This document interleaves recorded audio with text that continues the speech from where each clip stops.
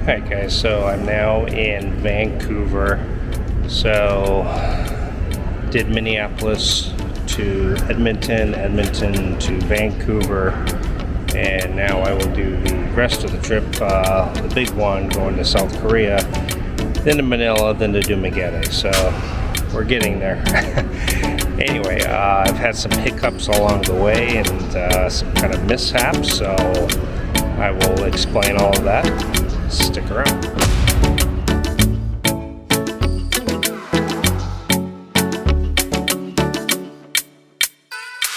Alright guys, so my friend had me pick up some seasoning for him, some Greek seasoning. It's something you couldn't find in the Philippines. So anyway, I grabbed it, and I'm at Minneapolis, my first airport, going through security, and they stopped me and they pulled my luggage aside. First they pat me down, make me take belt, shoes, all the normal stuff. But anyway, they had me open up my luggage, and they have me pull out the seasoning, and then they proceed to start with these tests on the seasoning. They take like these like a paper, almost like you're testing water. You're testing with the chemical drops and everything, and for a chemical reaction, I guess. Anyway, so they swab it, and then they put it on paper, and they put some drops on it to see what color it turns, and all of this. I'm literally held up 15 minutes for my friend's seasoning. He owes me a coffee, by the way. Anyway, it took me 15 minutes to get through security just because of this Greek seasoning that he had me bring, which is not a big deal. I wasn't in any hurry, but it was kind of an interesting turn of events. Anyway, I then from Minneapolis, I get to Edmonton, and I go through security there, and there they want me to take out my laptop like normal. Well, I take out my laptop, and then they pull my laptop to the side. They want me to turn it on and everything. Nobody else, other people had laptops, but they had me pull mine aside and turn it on and all of that. And then the scanner didn't work for some reason on the laptop. They were scanning it with some device. And again, another 15 minutes of just scanning my laptop to trying to find a scanner that worked for the laptop. I guess there's one specifically for it. So I go through that. Then I get to the ticket counter, which is kind of odd that I went through security and then went to the ticket counter, but that's how it was there. So I get to the ticket counter, and I figured because I was on a Balikabayan stamp before, and I have my Philippines driver's license, I figured I'm just going to do a one-way ticket back to the Philippines. I'm married. Well, she asks me about it, and I said, well, I'm married to a Filipina, and here's the stamp that says it's good through this date, which I know it's not. I'm supposed to travel with my wife, but I figured I'll show her the stamp and show her my license. Well, I had forgot the marriage certificate, so I had to step to the side, and I had to go and purchase a ticket, which is I went ahead and used the Onward ticket. There's a link down in the description if you need it. Worked out great, $16, had it within like 5 minutes. And I get back up to the counter, and then she goes, okay, do you have your e-travel visa or etravel.gov.ph form filled out for the Philippines? And I was like, oh, I thought I would just fill that out on my long layover in South Korea. Well, she said, no, you have to have that filled out now. So I had to step out of line again, fill that out, and get back in line. Finally, I get my boarding passes. So I get onto the Air Canada. That is the airline I took to get to Vancouver. Now I'm going to be on Korean Air, which I'm happy about. It's a good airline. I like that airline. And for some reason, I just have normal size luggage, just carry-on luggage, but I went to put it in, and I couldn't get it in the overhead, and the flight attendant, a guy, comes over and just shoved it in so hard that the door on it, the the handle and the door, the whole thing just broke off.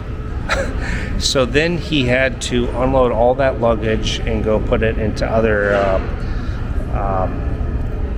overhead compartments, everybody's luggage that was there, because he was trying to shove my bag in there.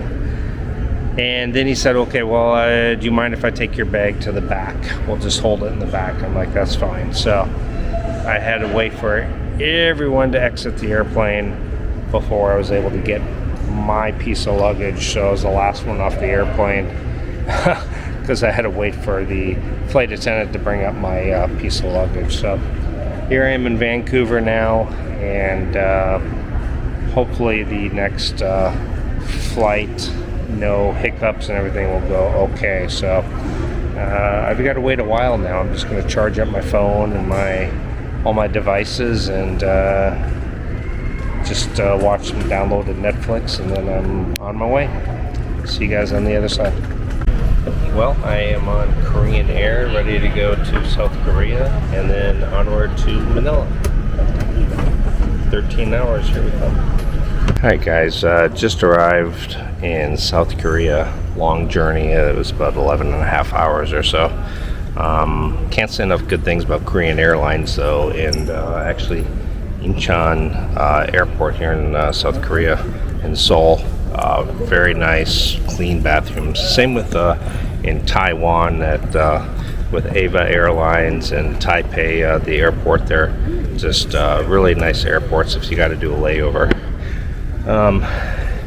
Yeah, so I have another flight to Manila here in a couple hours, and then another one to Dumaguete. So the long part of the journey is pretty much over. Just heading to Manila now in a few hours, and then a couple hour layover, and then Dumaguete. So almost home, but no issues thus far, except for the Greek seasoning, thinking it was some kind of chemical agent, and my laptop having issues, and the overhead carrier door coming off. So other than that, everything else has been smooth. But yeah, just tips for you guys coming out. Definitely take the direct flights as much as you can. It's worth the extra money. I went this longer route for cheaper this time because the flight was a bit expensive. It was a couple $1,000s there and back. But I learned my lesson. I'll spend the extra money, and I will definitely use either Ava or Korean Air. And I like, as far as layovers, I like Taipei, and I also like Seoul. So those are both good stopping points for a nice layover. I just shaved and brushed my teeth and kind of freshened up in the bathroom here, and very clean, nice facilities. That's always a plus. Compared to LAX, was a little bit dirty. It wasn't dirty, but it wasn't nothing like this. So anyway, I'm going to go to the gate now and wait for my flight to Manila. By the way, I'm in South Korea, and I went to watch Netflix, the downloaded ones that I downloaded, watching The Blacklist, and it wouldn't let me play it because it says not allowed in this country or something like that. Anyway, so I just logged into the Surfshark VPN, and now have access to it on my phone. So definitely have the Surfshark VPN when you're traveling. When you're traveling around, it's definitely worth it. There's a link in the description. I think there's like up to 83% off and 3 months free right now. So check it out. Definitely travel with it. You can make sure you can access your bank safely and all that kind of stuff, and watch your downloaded shows on Netflix. Alright guys, so I'm on the last leg of the journey. I'm in Manila here and heading back to Dumaguete in about an hour and a half here. One last incident happened to me. So I flew in, landed, and I was in Terminal 1, and I had to get to Terminal 3 for a domestic flight. So you take a shuttle bus.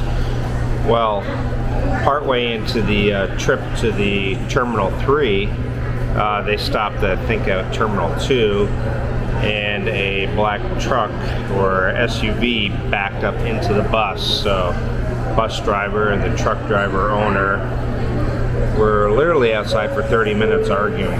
And so one last thing to kind of make the trip memorable I've had a few calamities along the way. So Manila, if you can help it, skip it altogether. Try to fly into Cebu if at all possible.